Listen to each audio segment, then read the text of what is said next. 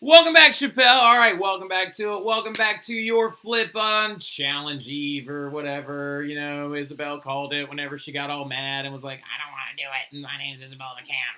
All right, now look, so the biggest thing about it is this is going to be a little bit of a longer flip, which I know is a pain in the butt, but it's a very important one, right? And so this is a big one that we're moving into where we're talking about our very, very first ism. We're talking about industrialism, right? We're talking about the Industrial Revolution and its effects. So we're basically moving into a period in time that was going on in Great Britain during all the Napoleon stuff and the French Revolution stuff when we were talking about it, right? So yes, that means we're going to have to go back in time. And a lot of you are going to be upset about it, but we'll talk about that here in a minute. But the biggest thing about it is we're now talking about something that affects our daily life altogether. This flip would not be possible without the Industrial Revolution. So many other things going down as well. But the biggest thing is let's just dive head first into it. Let's figure this stuff out. We're going to have to go as far back as the Middle Ages, talk about where this workforce came from, talk about an agricultural revolution before an industrial revolution, but it's going to be okay. So let's get into it.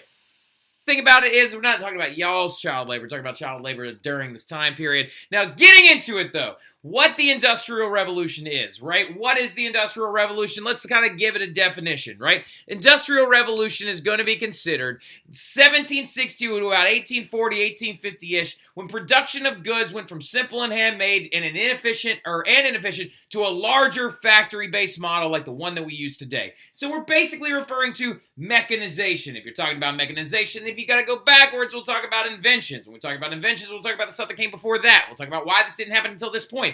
We're going to give you a very well-rounded but crash course on the Industrial Revolution so you can understand it a little bit better, right? Now, the big thing about it, though, is that we're going to get into it right now is that I got to break this to you. I hate to do this to you, but we're going to be rewinding a little bit, right? We're going to be going all the way back to before the French Revolution even happened. That's right. We're going all the way back to like the Middle Ages for a hot second. And I know some of y'all feel exactly like this right now. You're like, no, Mr. Terry, please, no, don't take us backwards. But I gotta do it. I gotta go all the way back so we can talk about why this Industrial Revolution happened when it did. We got to be able to talk about what led to it, what kind of like why anachronistically it's going to end up talking about it like at this point. Why is it coming out during the 1700s and the 1800s? Why didn't it happen in the 1300s? Why didn't it happen in the 1200s? Why did it happen even later? You got to understand that stuff, right? So we got to talk about the agricultural revolution and the putting out system, and we got to talk about like other inefficient modes that were kind of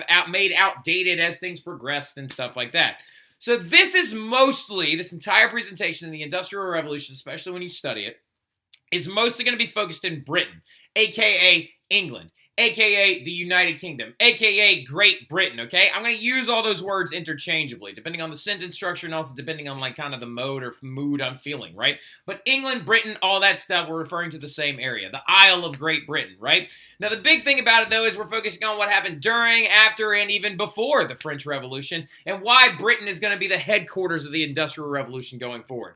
Now, the huge importance behind the Industrial Revolution, the reason why you need to know about it, why you need to learn it, why you got to understand it going forward for the rest of your life, is that the Industrial Revolution is going to lead to major changes in textile production, factories, the mining of iron and coal, the refinement of metals, and also even transportation, also urbanization, population explosion, social class differentiation, new things like socialism and communism are going to come up, and laissez-faire economics, and blah, and y'all's heads are going to explode, and your brain's going to leak out your ears, but you're going to be fine, right? I promise, you're going to be fine, and we're going to try and keep this flip to a time that is going to be actually reasonable for you to be able to get it done, right? Now, the thing getting into it, though, let's not dawdle, let's not waste any time. Let's go ahead and jump straight into this. So why now?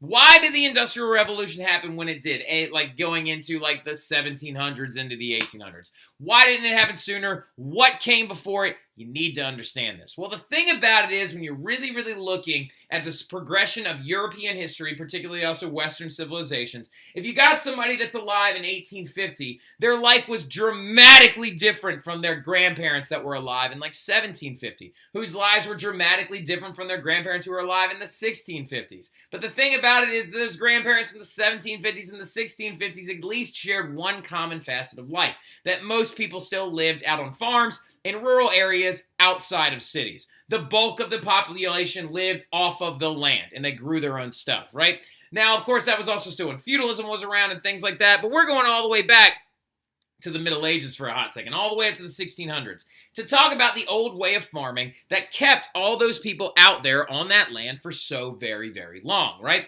Now, the old way of farming that happened in the Middle Ages and the way that feudalism worked when it came to the production of food, that is something that we've kind of never talked about, is the fact that it has to do with this system called the open field system. So when they were actually growing things in these medieval villages, they were all owned, well, not owned, the land was owned by a lord, right? The lord owned this giant plot of land. The vassals protected that land for him. The people that worked that land for him were the people known as serfs, right? Serfs are going to farm all this land in long, skinny strips, right? And this is the old way of doing things in the Middle Ages. These long, skinny strips were a part of the open field system. And every single year, 30% of your land was left unplanted to do what's known as rest or fallow, right? So when we're looking at this plot of land right here, or this medieval village, you have the village right there, the common areas, the watermill, the forest, and this is all owned by a lord. So they've got one giant section of strips right here where they're farming wheat and rye for making bread. They've got oats and beans for protein and also making bread, like right over here as well. And then this is the fallows. So the fallows was the area where you had to let it sit and you had to let it rest. Now the reason behind that, why you had to let it sit and why you had to let it rest, is mostly due to the fact that if you continuously farmed on top of it over and over and over again, that's how you end up in a famine. That's how you end up in a food scarcity situation, because you're sucking all the nutrients out of the dirt, right? Now, the thing about it, though, is at the same time, you need to figure out a way to use the land more efficiently, because this is dumb. You got 30% of your land just sitting over there doing nothing. And then on top of everything else, these strips don't drain very well. You got to walk over top of them to get to each one. That animals could come through and trample the... Really? Are we doing this right now? Are we completely gutting the entire, like, Lieutenant Boudin? I'm sorry, I have to save this animal. This is Lieutenant Boudin, our, like, toy alligator that Pierre loves to play with, and he's just maliciously ripping it out. He's, like, fallowing, open field systeming this guy. You're just messing him up, man. This is dumb. This is, like, the middle-aged farming system. You can't be doing all this. So the big thing while I fix this is, let's talk about it, this is kind of a waste of time. And very Middle Ages-like, when you think about it. Very medieval. This is, like, of course, the type of farming that existed in an era where most people didn't know how to read or write, right? The labor is very intensive. It takes a lot of people to get this done. It's not progressing you forward. Now, the thing about it, though, is, of course, by the late 1600s, how do economies work? They work off innovation. And the big innovation that's going to happen in the 1600s is going to be the innovation when farmers in England start realizing, also in the Low Countries being aka the Netherlands, aka the Dutch, are going to realize that this system of fallowing and open fields and strips of land and letting your dirt sit there and rest for a whole year is just kind of dumb, kind of inefficient. Hi, buddy. Now, the big thing about it, though, is that's going to lead to this thing known as, thank you, the agricultural revolution, right? Pierre, did you know that? There was an agricultural revolution in the 1600s. I need you to know. I need you to know that there was an agricultural revolution. So the agricultural revolution in the 1600s is going to dramatically make this whole old system much more efficient, right? The agricultural revolution is multifaceted. It's going to happen in the late 1600s. It's going to have to do with making farming and the production of crops much more efficient, right? So, like,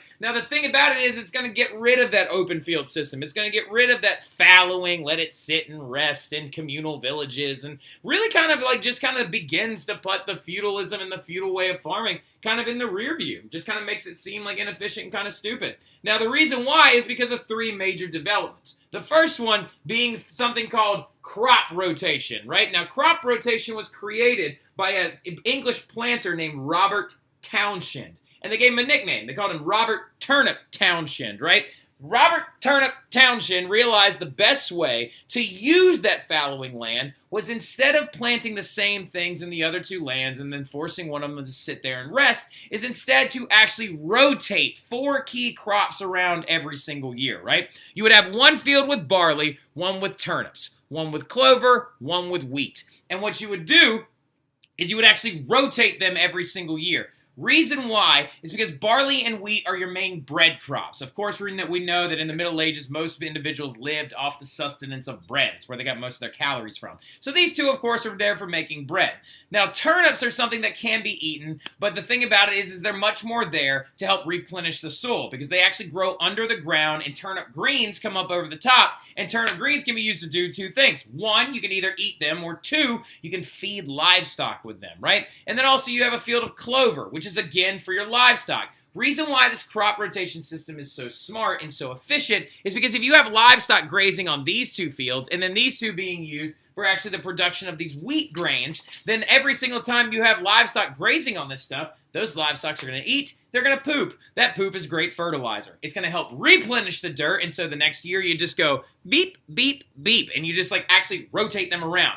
This way, you're using 100% of your land, rather than 66% of it, right? So now getting into it, though, what are you doing? What are you breaking? Would you please stop? I'm begging you. Stop breaking stuff. You brought that random block of wood in from the outside. I still don't understand why you did it. Now, that's one big one. The crop rotation by Robert Turnip Townshend, right? A guy that may or may not actually show up in the people matching section of your test. Then we have another dude. Is this guy named Jethro Tull. Now, the thing about it was, even after this was created, even after like crop rotation was created, there was still a really inefficient system of planting the seeds that was sticking around, right? And it's called casting, right? The way it would work is that if we're going to plant our wheat or our barley, you would have to plow into the dirt, and you would make all these rows, and then someone would go out there with a bag of seeds, and they would just do like this with their hand. They would just cast it out there. They would go, sigh, sigh, sigh, and just like throw seeds everywhere, right?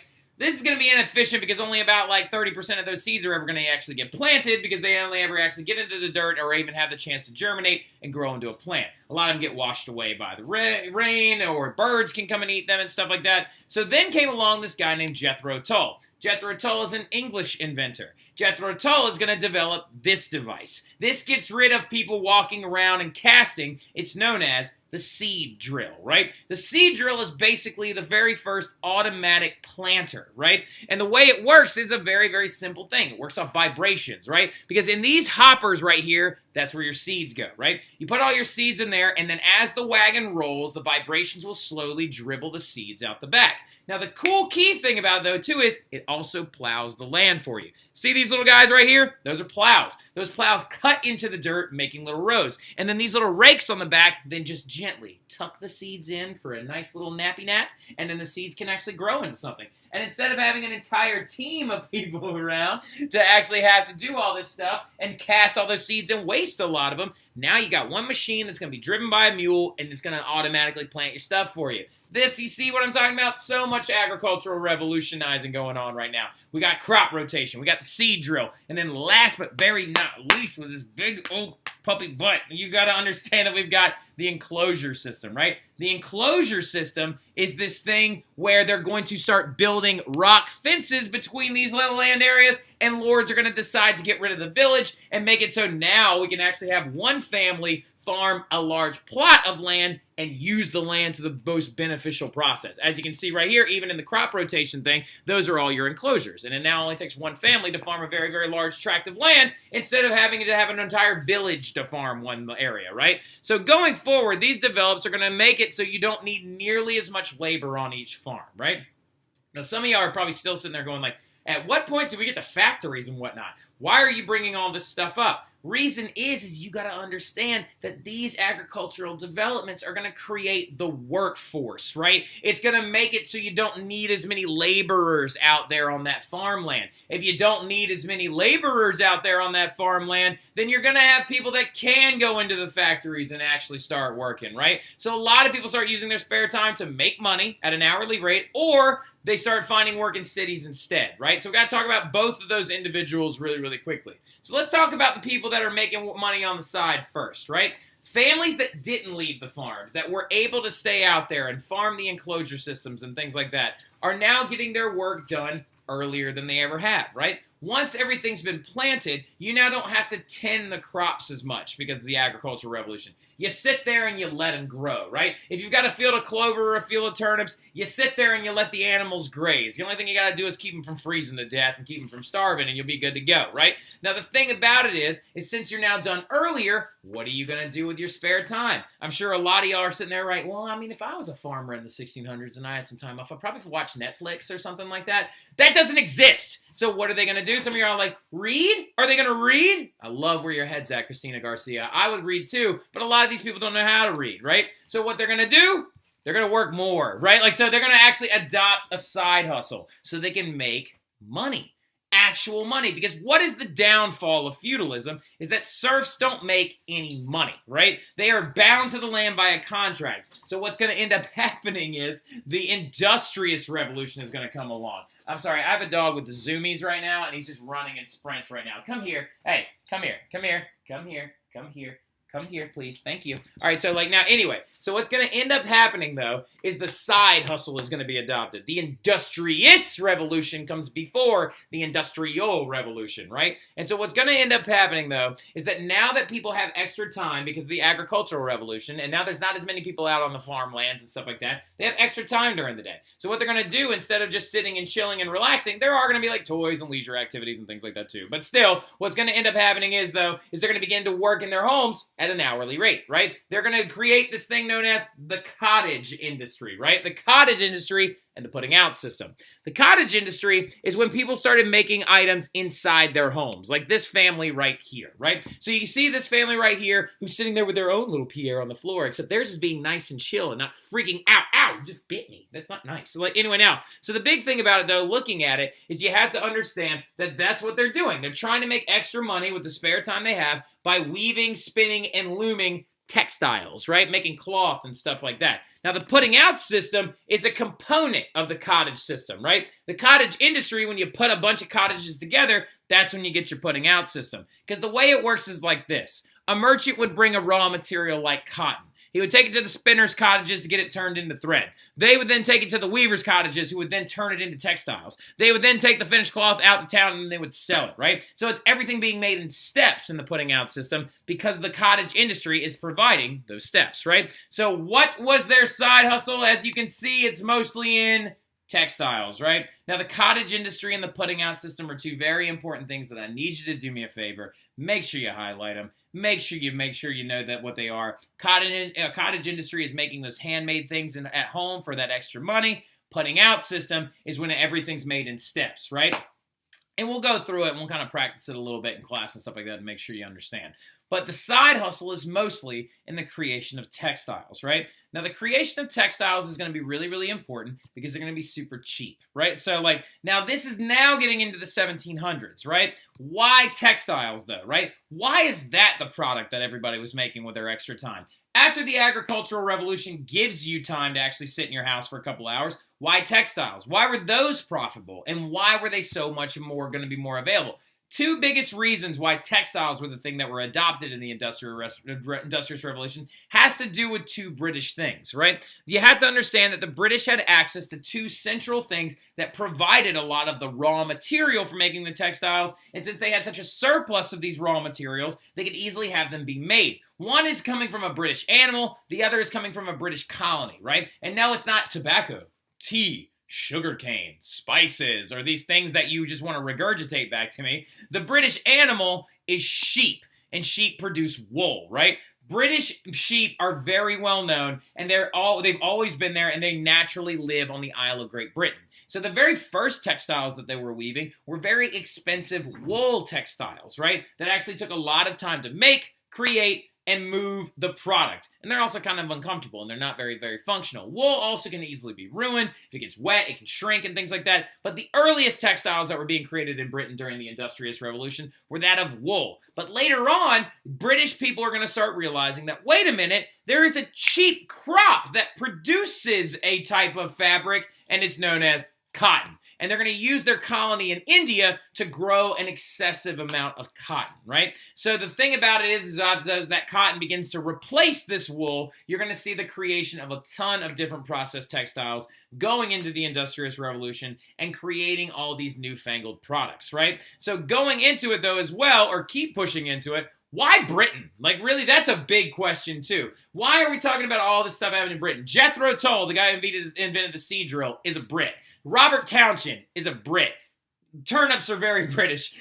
Sheep are very British. All this stuff is happening in Great Britain. Why is all of that happening in this island that's right off the coast of Europe? And this right here is what we refer to as Great Britain, right? Or Britain itself. It's not Great Britain yet, but it is, well, no. By this point, it's getting close. 1808, it becomes Great Britain under Queen Anne. But like this right here is like your Britain, right? So now the biggest thing about it that you have to understand is why there? Why not Germany or, you know, the Holy Roman Empire, not as it was referred to at the time? Why not, you know, I don't know, Italy? Why not Spain? Why not France? Why wasn't it happening in those places? Well, there are 4 giant reasons why Britain was the home of the Agricultural Revolution, the Industrious Revolution, and then later on, the Industrial Revolution. And a lot of it has to do with the fact that, one, they're an island, right? They're an island that is separated from the continent of Europe. And since they are separated, they are not being affected by the turmoil that's going on in the continent, like the 7 Years' War, like the French Revolution, and like all those other things, right? Second reason that you need to understand is because they have a massive trading network in a series of colonies, right? The big thing about their trade networks is they have colonies all over the world that produce a heavy amount of raw materials that they can use and then process into new goods, right? Like I said, the colony of India providing them with their cotton, okay? So also going into it as well, they have a massive navy. Their huge naval fleet can protect their actual trade convoys, safely bringing the products to and from, right? And the fourth, and one of the most important reasons, is the fact that they have a very large workforce, right? They have a huge workforce. As feudalism is beginning to simmer out, those people are actually now providing work and labor in the cottage industry, right? The agricultural revolution is providing a lot of free hands and a lot of free time, so that's actually making it so the industrial and the industrious revolution will occur in Great Britain, right? Now, going into it as well, or to keep going further with it, we have about like 4 more minutes and we're going to be done. There are some major inventions of the 1700s that are going to make textile production much faster, right? Going to make it much, much faster and make everything be produced much quicker, right? So when we're looking at the cottage industry and the putting out system, even those early machines like looms and things like that would only move at certain speeds, right? For example, looms are a very large machine that you use to weave cloth. Now, the way it works is you have this thing called the weft, and like the other one, I don't know, it's like the waft and the weft or something like that. But basically you have threads that go this way, and you need threads to go that way. And the way that you weave cloth is literally by weaving a thread up and over it. So if you've got all these threads, you literally go over, under, over, under, over, under, over, under. And then you go clack, and you just like pull the thread down, and it then actually cinches it all up. Now, the problem with this is the way it worked in most cottage industry homes is that a father would actually sit there and operate the loom while the son or the child would actually like sit there with their little hands and just go, that takes a really long time. Well, to try and make it so textiles are going to be the focus of the Industrial Revolution, you're going to get some people that come along that invent things to make those processes faster. So to get rid of the kid that's just sitting there going up and over, up and over, up and over, up and over, which is cutting your productivity in half, a guy named John Kay comes along and invents this thing called the flying shuttle, right? The flying shuttle, which looks despicably like a canoe, is actually a thing that has thread inside of it and is going to replace those little hands. So new looms would come out where they actually, instead of just having the threads flat, they separate a little bit, and you'll be able to just go smack, and then the flying shuttle, as in it's zipping through the thread, will just go zwip, and it'll just carry it all the way over. You then click the foot pedals, and it goes whoosh, and it like just changes the whole thing. And we'll talk about it a little bit, and we'll go through it. We'll talk about how the flying shuttle works in class. Maybe watch a movie so you can see it or anything like that. Now, the flying shuttle is going to make it so you're now weaving cloth at twice the rate, right? So these 1700s inventions are going to lead to production being faster. Production being faster is going to lead to your Industrial Revolution, okay? So now that you're making cloth much faster, that means you have a higher demand for the thread, right? So since you need more thread, used to be that you would have a spinning wheel, and one person could spin one line of thread at one time, right? And since they could spin one thread at a time, took a long time, they needed more thread. So you either get a buttload of more spinners and spinning wheels, or you make a device that can spin a bunch of threads at once. And that's what shows up. A guy named James Hargreaves invents this thing called the spinning jenny. And the spinning jenny can actually spin upwards of 10 to 20 to sometimes 100 threads at a time, all using the labor of one person. They would grab this crank right here, and they would just sit there and work on it, right? Spin it like this, and it would take that cloth, wool or cotton, and spin it into thread. So now with the flying shuttle, we can make these things much faster. Now with the spinning jenny, we can actually provide the thread to make that cloth much faster. And then you had something come along known as the water frame. Because what's the problem with the spinning jenny?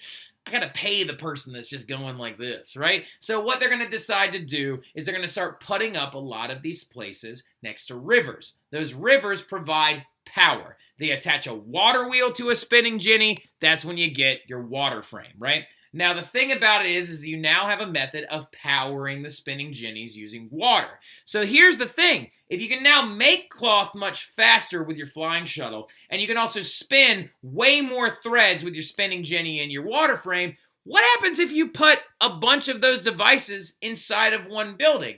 If you put all those devices inside of one building, sounds to me like you got a factory on your hands, right?